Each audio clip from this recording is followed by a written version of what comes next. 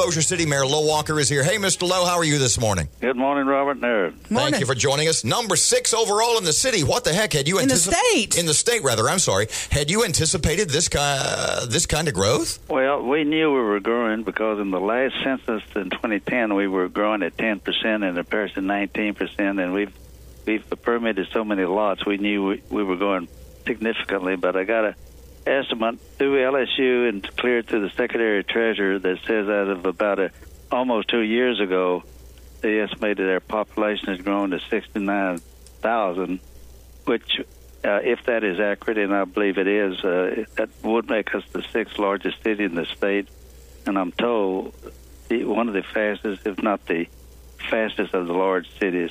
Can you be growing too fast? Well, I don't think so. We are very careful in our annexations because we realize that we don't want to annex just for the sake of saying we're growing, because as soon as you annex, those folks are entitled to the same police, fire, street maintenance, water, and all those things.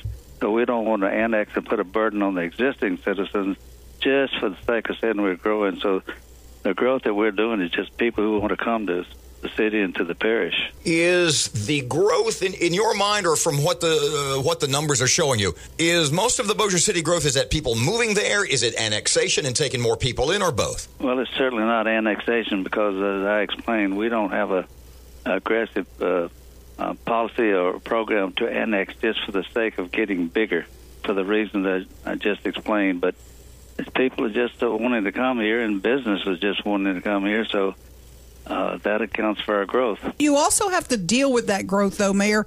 You have more traffic on the roads. You have more drain on your public systems.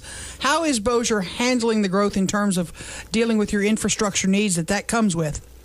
Well, as I explained to the group that I met last week, we're always going to have traffic problems on Airline and Benton, but we're also doing a lot to mitigate this growth. For example, we've recently five lane from I-20 to I-220 on Swan Lake Road, giving us another major north-south 5-lane road, and the parish is picking it up at that point and buying the right-of-way for 5 lanes, but initially building the 3 roads all the way up to Couch Road, I believe it is. So that'll give us another major north-south corridor, and we're building east-west corridors, too, to facilitate traffic. For example, we planned a 3-lane biking drive between Swan Lake Road and Airline Drive. We plan to put in a new road next to the new BIPSI STEM learning facility there on Swan Lake Road, all the way around to Airline Drive, curving around Sterling Shopping Center and coming on Airline Drive. So we'll have another major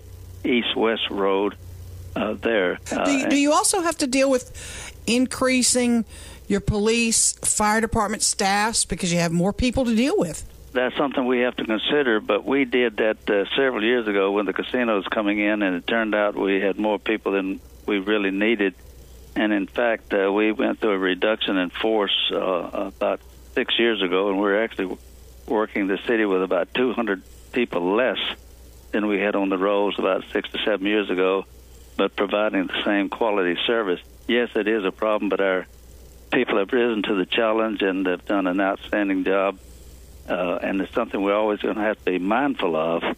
Like, for example, we're considering an underpass there on Airline Drive where the railroad is, something we looked at initially many years ago, but we were looking at an overpass at that time, but it was cost prohibitive because of how far back you have to go to get the angle for going up and over. But now we're considering an underpass, and we've got that in our capital works program to seriously look at within the next 5 years.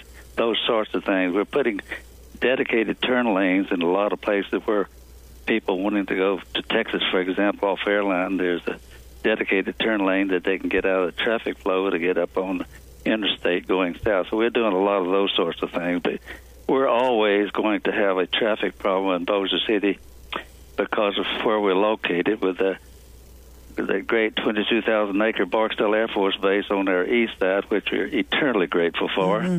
The Red River on our boundary on the west. So, and then the railroads who were here much before we were. So we're always going to have traffic problems, but we're doing everything that's feasible.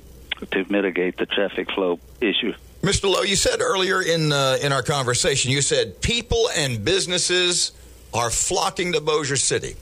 Why is that? What do you think the big reason is? Well, I think there's a number of reasons. One is people feel a little bit safer here than they do in some communities. We got great schools here.